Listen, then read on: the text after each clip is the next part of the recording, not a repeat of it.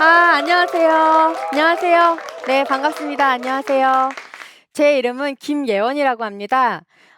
제가 일하는 곳은 장애인권법센터라는 곳인데요. 이름이 좀 특이하죠? 예.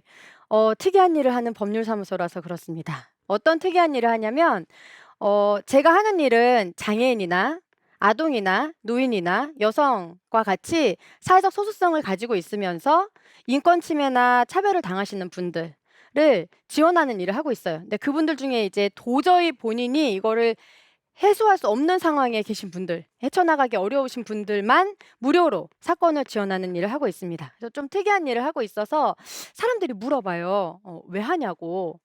뭐, 이 사법시험 합격하고 열심히 돈을 벌어야지, 왜 무료로 자꾸 그런 걸 하냐, 이렇게 얘기를 하시는데, 간단히 말씀드리면 제 성격에 잘 맞아서 하고 있습니다. 예, 재밌으니까. 예, 뭐 거창하게 보람 있고 이래서라기보다 제가 원래 이렇게 뭐 따지고 막 바꾸고 이런 거 좋아해요. 그래가지고 그런 거에 맞아서 그냥 재밌게 하고 있고요. 근데 많은 사람들이 제가 장애인이라서 이런 일을 하는 게 아니냐라고 물어보시는 분들이 계세요.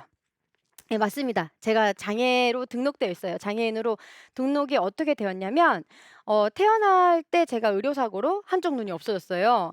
그래서 한 눈으로만 세상을 쭉 살아왔거든요. 상당히 일목요연하게 살아왔다 이렇게 말씀드릴 수 있어요. 근데 제가 이렇게 장애인이라서 뭐 장애인권 쪽 활동을 하기보다도 오늘 제가 이 자리에 온 것은 이 제가 여러 투쟁 상황에 놓인 그런 뭐 사건을 하면서 아니면은 그 현장에 가면서 뛰어다니면서 만나는 분들이 '왜 투쟁을 하는가? 왜 이렇게 억울해하는가? 왜 이렇게 자존감을 상처 입었는가?' 이런 거에 대해서 계속 보게 됩니다. 그래서 오늘 그 얘기를 통해서 '어떻게 살아야 좀 내가 나답게 살지? 좀 행복하게 살지? 이 사회가 어떻게 되면 좋을까?'라는 제 개인적인 생각을 여러분들과 나누기 위해서 이 자리에 나왔습니다. 제가 맨 처음에 제 이름을 예원이라고 말씀드렸죠. 제가 처음 보는 사람들한테 제 이름을 쉽게 이해할 수 있게 하려고 예쁠 예자에 원래 원자를 씁니다. 이렇게 얘기를 했었어요. 예. 웃으시네요. 예, 웃기죠? 예, 웃깁니다. 예. 그런데 어 제가 이 얘기를 할 때 좀 생각나는 일화가 하나 있어요. 대학교 때 그 졸업 앞두고 왜 사진 한 번씩 찍잖아요. 근데 제가 원래 대학 때도 이렇게 오늘도 효도화 신고 왔는데 항상 효도화 신고 다니고 이렇게 운동화 신고 뛰어다니고 이런 식이었거든요. 화장 같은 거 안 하고. 근데 왠지 그날따라 좀 이뻐 보이고 싶은 거예요. 그래 가지고 평상시에 입지도 않는 이게 치마, 예, 치마도 입고 또 블라우스도 입고 머리도 좀 이렇게 예쁘게 묶어 보고 화장도 하고 심지어 제가 눈화장도 했어요. 저는 한쪽 눈이 불편한 상황에 있어서 눈화장을 하면 좀 막 아프거든요. 그래서 잘 눈화장 안 하는데 그날따라 또 눈화장도 하고 이렇게 캠퍼스를 막 돌아다니는데 학교 선배가 저를 길에서 만난 거예요. 만났는데 너 좀 달라 보인다?" 이러면서 저랑 얘기를 하는데 저한테 그 여자 선배였는데 그분이 저한테 정말 악의적으로 얘기한 건 아닌데 정말 이렇게 얘기하더라고요. "예원이가 원래는 이뻤을 얼굴이야." 네. 황당하죠? 예. 근데 저는 그때 그 일이 순간적으로 쓱 지나가 가지고 '뭐지?' 하고 그냥 지나갔는데 곱씹어 볼수록 기분이 안 좋아요. 예. 왜? 생각을 해 보세요. 우리가 한쪽 눈이 없다고 '이쁘지 못할 것이다.'라고 보는 게 사회적 차별이죠, 일종의. 예. 근데 저도 그거를 살짝 경험하게 된 거예요. 사람들이 요새 이렇게 얘기를 합니다. "누가 차별하냐." 요새. 누가 차별하냐 얘기하지만 지금 보시다시피 장애인들의 인식을 조사해 봤어요. 그랬는데 한 80% 정도, 거의 90% 가까이 차별을 경험했다라고 얘기하는 사람들이 있습니다. 제가 이 눈 얘기를 하면서 제 얼굴에 상당히 불만이 있을 거라고 걱정하시는 분이 계신데 전혀 그렇지 않습니다. 저는 오늘 여기 나오기 전에도 거울 보면서 엄지척하고 왔거든요. 예. '아 멋지다. 훌륭하다.' 이러면서. 근데 제가 왜 이렇게 재미있게 살까요? 제가 굉장히 정신 승리력이 강해서일까요? 아닙니다. 저는 뭔가를 믿기 때문이에요. 이 사람들이 본래의 모습대로 행복하게 살 수 있는 사회가 이제 곧 올 것이라고 믿기 때문입니다. 제가 차별 얘기 지금 하고 있는데 우리나라에 장애인 차별금지법이라는 게 있습니다. 예. 원래 제일 재미없는 강의가 법률가 강인 법교요. 예. 그래서 저는 법률 얘기를 하러 여기 온 게 아니에요. 사람 사는 얘기하러 왔거든요. 이 법에 보면은 몇 가지를 차별이라고 규정해 놓은 게 있어요. 실제로 한번 들어보시고 이게 진짜 차별인지 한번 생각을 해 보시는 거예요. 어떤 사례가 있었냐면 전동 휠체어를 타시는 지체장애인분이 계셨어요. 근데 이분이 직장 동료들이랑 회식을 갔어요. 그리고 이제 술 먹고 기분이 막 좋아져서 "2차 가자!" 이래 가지고 노래방을 가자고 분위기가 형성이 돼 가지고 주변에 동료들이 막 그 휠체어가 접근 가능한 그 노래방을 수소문해서 가 봤습니다. 거기가 어떠냐면 엘리베이터를 타고 내려가면 노래방 입구가 나오는 그런 데였어요. 그래서 동료가 이제 방을 잡아 놨다니까 이분도 맘 편하게 딱 들어가는데 갑자기 카운터에서 막 뛰쳐나오셔 가지고 어쩔 줄 몰라 하시면서 "아 손님 정말 죄송한데 다른 곳을 좀 가셨으면 좋겠다." "왜요?" 그랬더니 정말 되게 미안해하면서 다른 손님들이 이렇게 휠체어 보고 하면 너무 불편해하셔 가지고 그렇다고." 이렇게 얘기를 하시더라고요. 예. 이게 이 법에서 금지하고 있는 직접 차별입니다. 이해가 쉬우시죠 요거는. 바로 느낌이 오시죠? '이거 당연히 차별이지.' 이렇게 생각을 하시는데 간접 차별이라는 것도 있어요. 이게 이렇게 법에는 되게 어려운 말로 써 있는데 쉽게 얘기하면 이 장애인이 대놓고 차별당하는 건 아닌데 도저히 이 장애로 인해서 할 수 없는 기준이나 조건 같은 걸 딱 내걸어 가지고 이 사람을 배제시키거나 분리시키는 거를 차별로 본다는 얘기입니다. 예. 쉬운 예를 이런 걸 들어 드릴게요. 어떤 학교에서 신입생을 뽑는데 "우리 학교는 장애인 차별 안 해요. 당연히 장애 학생도 뽑죠. 근데 IQ는 80 넘어야 됩니다." 이렇게 얘기했어요. 이게 무슨 뜻일까요? 우리나라의 지적 장애인이 IQ 70 미만일 경우에 나옵니다. 그럼 지적 장애인이 이 학교에 원서를 내고 싶으면 한 3달 바짝 과외하면 낼 수 있을까요? 장애는 그런 게 아니에요. 장애는 이 사람과 같이 살아가는 문제인 것이지 뭐 잠깐 뭐 과외해서 확 이게 뭐 극복되고 이런 차원이 아니죠. 그래서 이 아이는 이 학교에 지원할 수가 없게 된다. 간접 차별이겠죠. 그리고 어떤 분이 이제 수동 휠체어를 밀고 이렇게 회사에 면접을 보러 갔어요. 근데 휠체어 들어온 거 뻔히 보면서 딱 보니까 사훈, 무한 체력 이렇게 돼 있습니다. 예. 회사가 굉장히 체력을 중시하는 회사였던 거예요. 그냥 내근직인데. 이상하죠? 근데 어쨌든 이렇게 면접을 하는데 이 면접관이 막 이러는 거예요. "우리 회사는 봄, 가을로 막 이렇게 단합대회, 체육대회도 하고 막 이런 얘기를 많이 하고 헬스클럽 끊으면 뭐 헬스 1 년치 비용도 대주고." 막 이런 얘기를 해요. 그래서 듣고 있다가 "그래서 우리 회사에 들어오려면 100 미터는 20초 안에 뛰어야 된다." 이렇게 얘기를 합니다. 20초 뛰시는 분. 옛날에 뛰어본 적 있다. 생각보다 이게 어렵죠. 근데 왜 내근직을 할 사람이 100 미터를 20 초에 뛰어야 되죠? 말이 안 되죠. 이런 것들이 대표적인 간접 차별이에요. 그리고 정당한 편의를 요청했는데 제공을 거부할 경우에 이걸 차별로 봅니다. 그러니깐 법에선 또 이렇게 어렵게 정당한 편의를 얘기해 놨는데 쉬운 말로 말씀드리면 장애인이 비장애인과 동등하게 누릴 수 있는 모든 인적인 물적인 편의를 말해요. 그래서 요런 것들을 요청했는데 거부하면 그걸 차별이라고 보는 거예요. 쪼끔 얘기를 넓혀서 어떤 사회적 소수자가 그 사회적 소수성을 가지고 있지 않은 다른 사람과 동일하게 누리기 위해서 뭘 요구했을 때 그걸 아무 이유 없이 거절하면 차별이 된다는 얘기예요. 어떤 아파트에 사시는 이 장애인 당사자분 휠체어를 이용하시고 장애인용 차량을 끌고 다니세요. 근데 이 아파트는 자기네가 지어진 지 오래됐다는 이유로 그 지하로 내려가는 엘리베이터도 없는데 지상에 장애인 주차 구역이 한 대도 없어요. 근데 아시다시피 아파트는 왜 지상에 다 막 이중 주차해 놓잖아요. 그러니까 이분이 "진짜 못 살겠다. 나 이렇게 주차하기 힘들어서 못 살겠다." 하고 관리 사무실에 갔습니다. 가서 제발 하나라도 좋으니까 그려 달라고 했어요.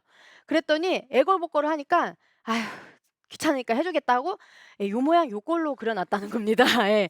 어떻게 보이시나요? 이게 원래보다 더 좁혀 가지고 휠체어 마크만 그려 놨다고 해서 여기다 댈 수 있는 건 아니죠. 그래서 이거를 보신 휠체어를 이용하신 장애인 당사자가 화가 나서 "저거는 휠체어 주차장이다." 그러니까 이렇게 막 화를 낼 정도로 말이 안 됩니다. 이거는 정당한 편의가 제공됐다고 볼 수 있을까요? 없겠죠. 예. 마찬가지예요. 정당한 편의는 이런 물적인 요건만 있는 게 아니에요. 우리가 투표를 할 때 투표용지에 뭐가 다르죠 지금? 대만의 투표용지 요렇게 씁니다. 사진이 있죠. 작게나마. 그러면 글씨를 모르시는 분들, 어르신들, 발달 장애인들 뭐가 투표하기 편할까요? 이제 쉽죠. 예. 맞아요. 이런 사소한 정당한 편의 제공이 이 삶을 굉장히 많이 바꿀 수 있다. 민주주의와도 연결될 수 있다. 요런 얘기입니다. 그런데 정당한 편의를 얘기할 때 꼭 말씀드리는 게 그 사람한테 먼저 물어보는 거거든요. 그러니까 내가 정해 놓은 너한테 알맞은 정당한 편의를 너가 지키는 게 아니라 "너한테 알맞은 정당한 편의를 말해 줄래?" 이게 우선인 거예요. 예. 그게 정당한 표현의 핵심입니다. 근데 제가 이렇게 얘기들을 막 말씀드렸는데 '이게 나랑 뭔 상관이지?' 싶으실 거예요. 아니 뭐 내가 장애인도 아니고 장애인 차별금지법 몰라도 나 별로 사는데 지장 없을 것 같은데 왜 자꾸 저런 얘기할까? 그런데요. 이 차별이라는 게 가랑비에 옷 젖듯이 이렇게 사람들한테 다가옵니다. 특히 사회적 차별, 제가 아까 말씀드린 그런 차별들은 일상생활에도 툭툭 튀어나와요. 근데 이게 우리가 알아채기 어렵다는 겁니다. 영향을 받는데 알아채기 어렵다. 제가 왜 알아채기 어려운지 말씀드릴게요. 자, 우리가 이 사람한테 감정이입을 해봅시다. 감정이입을 해보는 거예요. 나는 어떤 기업의 인사 담당자예요. 그래서 채용 공고를 냈어요. 채용 공고 토익 800 이상인 자. 그냥 내근직이에요. 그런데 메일이 하나 딱 옵니다. 예. "안녕하세요. 저는 청각장애가 있는 장애인입니다. 귀사에 지원하고 싶은데 토익 800은 저같이 청각장애가 있는 사람은 도저히 맞을 수가 없는 점수예요. 왜냐? 스피커에서 가장 가까운 데서 듣기 평가를 해도 기계음으로밖에 들을 수 없기 때문에 이 한계가 있어서 이 듣기 평가에서 너무 점수를 많이 까먹어서 도저히 그 점수는 나머지를 다 올백을 맞아도 안 됩니다. 그러니까 저에 한해서만 600으로만 기준을 낮춰주시면 안 되겠습니까? 라고 메일을 보냈어요. 그러면 뭐라고 답변하시겠어요? 예. 예, 그러겠다고 답변하신 분도 계신데 제가 어디 가서 이 말씀 드렸더니 어떤 분이 "쥐똥 같은 소리 하고 있다." 이러면서 화를 내시는 거예요. 그래서 이런 불편함, 이게 역차별 아니야? 예. 이렇게 생각하시는 분이 있어요. 실제로 이 사건은 국가인권위원회에서 간접차별로 인정을 한 사례입니다. 왜냐하면 업무하는데 영어가 사실 1도 필요 없는 업무였는데 이 청각장애로 도저히 할 수 없는 기준을 계속 유지한다는 것은 결국 이 사람에게는 지원조차 할 수 없는 자격을 바탈하는 게 된다라고 해서 간접차별이라고 했는데 이런 거 불편해하시는 분들 되게 많아요. 제가 아까 차별이 그래서 이렇게 일상생활 속에서 면밀히 보지 않으면 잘 모른다고 했죠. 그래서 이런 분도 있습니다. 예. 자기가 장애인 주차구역에 차를 댔다고 신고를 당한 거예요. 그래서 이렇게 써 놨어요. "장애인 씨, 어? 장애인 벼슬인 줄 알아요? 어. 남이 배려해 주면 고마운 줄 알고 살아야지 권리라고 착각하면 안 되지." 이런 식으로 말씀하셨어요. 예. 굉장히 화가 나죠? 그렇다고 막 답변으로 "복부 비만 씨." 뭐 이럴 순 없잖아요. 예. 정말 그러고 싶은 마음, '언제까지 이런 걸 보고 살아야 되나.' 저 정말 이런 거 볼 때마다 많이 절망하고 속상해요. 사람들이 이렇게 얘기합니다. "계약 자유의 원칙이 있는데 감정이라는 게 있는데 법이 왜 건드려?" 아니 내가 집주인으로서 청각장애 있는 사람이랑 내가 집 관리하는데 어려움이 있어서 계약을 안 하겠다는데 그게 뭔 문제야? 예, 장애인차별금지법 위반이죠. 그런데요. 생각해 보면 이런 것들이 우리 삶 속에 되게 많이 있어요. 이런 거. 임신했다고 요새 회사 자를 수 있습니까? 입덧 심하다고, 조퇴 많이 한다고 자를 수 없겠죠. 임신했다는 이유로 자르면 안 됩니다. 문신했다고, 피어싱했다고 그 사람을 해고할 수 있습니까? 아니죠. 예. 이렇게 얘기할 수 있어요. 아니, 고용인 계약이잖아. 내가 고용주로서 월급 주는 사람으로, 사장으로 좀 생산성 좋은 사람이랑 일하겠다는데 왜 법이 이걸 개입해? 이렇게 얘기하지 않죠. 마찬가지로 직원한테 "아유 오늘 아주 아침 이슬을 머금은 꽃 같네." 이렇게 얘기를 했어요. 예. 아 막 소름 돋죠. 그러면 이거를 칭찬으로만 받아들이지 않죠, 이 세상은. 예. 성희롱으로 판단을 받기도 합니다, 경우에 따라서. 그래서 이런 상황이 발생하죠. 예. 많이 아시죠? 라떼는 말이야. 라떼 이즈 홀스. 무슨 뜻인지 아시죠? 예. 이게 사회적으로 어떤 의미가 있는지 각성되기 전과 후 신입사원들, 이 청년들이 얼마나 많은 이 라떼는 말이야 상황에서 해방되었을까요? 꼭 법에 가지 않더라도 이런 사회적 각성이 있음으로써 많은 세상의 불편한 것들이 좀 해소된단 말입니다. 우리가 삶에서 마주하는 차별은 그래서 처벌이나 이런 단순한 얘기가 아니에요. 되게 밀접한, 우리 삶 속에 밀접하게 연결되어 있고 또 영향을 받습니다. 이게 왜 큰 영향을 받는지 그 이유가 우리가 모두 사회적 소수성을 갖고 있기 때문이에요. 어떤 사회적 소수성을 갖고 계세요? 선생님은 어떤 사회적 소수성을 갖고 계세요? 저 같은 경우는 장애 여성이죠. 장애인이기도 하고 여성이기도 합니다. 그리고 저는 아주 나이가 어린 아이들 셋이나 키우고 있어요. 그러니까 엄마이기도 하죠. 어디 가서 뭐 공공장소나 이런 데 가면 굉장히 조심하게 되고, 예, 그렇습니다. 그런데 제가 사회적 소수성만 있냐? 그건 아니죠. 저는 변호사예요. 나름 전문직이에요. 예, 돈은 많이 못 벌지만 전문직이고 또 어 제가 이 사회에서 많이 허용되는 이성애자이고 또 법률혼을 하고 있고 또 이 가정이 정상 가정 프레임에 굉장히 들어맞는 삶을 살고 있어요. 그러니까 그런 측면에선 제가 주류적 입장에 있는 거죠. 제가 말씀드리고 싶은 건 모든 사람은 이런 소수성과 주류성을 같이 가지고 삽니다. 그게 바로 인간이에요. 누구나 가진다는 이 소수성이 가지는 특징이 뭘까요? 이건 바로 자기가 노력해서 극복할 수 없다는 겁니다. 생각을 해보세요. 제가 한쪽 눈의 장애를 극복하기 위해서 제가 막 비나이다 비나이다 하면 갑자기 안구가 확 생기지 않잖아요. 그쵸? 그리고 나는 이 땅에서 외국인인데 갑자기 내국인이 되지 않잖아요. 그리고 나는 아동인데 내가 스스로 당사자성을 가지기엔 너무 어린데 알약 하나 먹는다고 갑자기 확 커지지 않잖아요. 이게 바로 사회적 소수성이 가지는 본질적인 특성이에요. 내가 내 맘대로 바꿀 수 없다라는 겁니다. 바꾸라고 강요당하지 않는 것, 어떤 의미일까요? 제가 제 얘기 하나 해드릴게요. 누구나 마음속에 꼰대가 살고 있죠. 예. 꼰대가 한 명 살고 있는 분도 있고 여러 명이 살고 있는 분도 있어요. 여러 명이 사시는 분은 이제 개꼰대라고 부릅니다. 근데 이런 꼰대 얘기를 하자면 저도 사실 변호사 초반 때 아동 청소년 피해자들을 만날 때 저는 주로 형사 피해자들을 많이 대리하거든요. 만날 때 저 나름대로는 친해 보겠답시고 반말부터 찍찍했어요. 예. 뭐 오늘 멋있는데." 뭐 이런 식으로. 처음 봤는데. 예. 근데 제가 일을 하면서 이건 아니구나 싶었어요. 그걸 알게 돼서 그다음부터는 존칭을 씁니다. 맨 처음에 "무슨 님." 이렇게 불러드리고 서로 상호작용을 하면서 존칭을 정리를 해 나와요. 그러니까 사건이 의외로 잘 풀립니다. 어떤 사례가 있었냐면 어떤 아동인데 이제 성착취 피해를 당한 아동이 있었어요. 그 아동이 말도 못할 여러 가지 일들을 겪었는데 그 얘기를 정말 저한테 술술술술 다 해 주는 거예요. 미주알 고주알. 예. 근데 제가 막 어떻게 보면은 되게 너무 마음 아파서 마음을 추스르기 어려울 정도로 그런 얘기를 다 해 주는데 전 되게 고맙더라고요. 그래서 제가 물어봤어요. 왜 나한테 이런 얘기까지 다 해 주는지 고마워서 물어봤는데 이 아이가 저한테 해 줬던 말이 "변호사님은 진짜 제 편인 것 같아서요." 이렇게 얘기하더라고요. 근데 저는 그 말이 제가 변호사 생활을 하면서 들었던 모든 칭찬 중에 가장 기억에 남아요. 너무 마음이 뭉클했어요. 그게 바로 차별하지 않는 거죠. 있는 그대로 모습 그대로 받아들여지는 것. 그럼 사람들이 얘기합니다. "아 예민해. 불편해. 힘들어 죽겠다. 어떻게 그런 것까지 다 신경 쓰고 사냐." 이렇게 하지만 제가 어릴 때 별명이 뭔지 아세요? 제가 어릴 때 별명이 여러 개가 있었는데 가장 지금까지도 아프게 남은 별명은 개눈깔이라는 별명이에요. 음.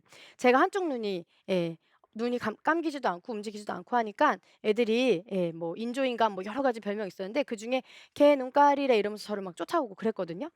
근데 제가 그때 그런 소리를 듣지 않기 위해서 진짜 열심히 살았던 것 같아요. 공부도 열심히 하고 막 나대고 막 이런 그런 것들을 막 많이 했는데 제가 그 당시에 저를 다시 만난다면 얘기해 주고 싶어요. "그렇게 안 해도 돼. 한쪽 눈 없어도 괜찮아. 그냥 있는 모습 그대로 너 살아도 괜찮아." 이렇게 보듬어 주고 싶더라고요. 예.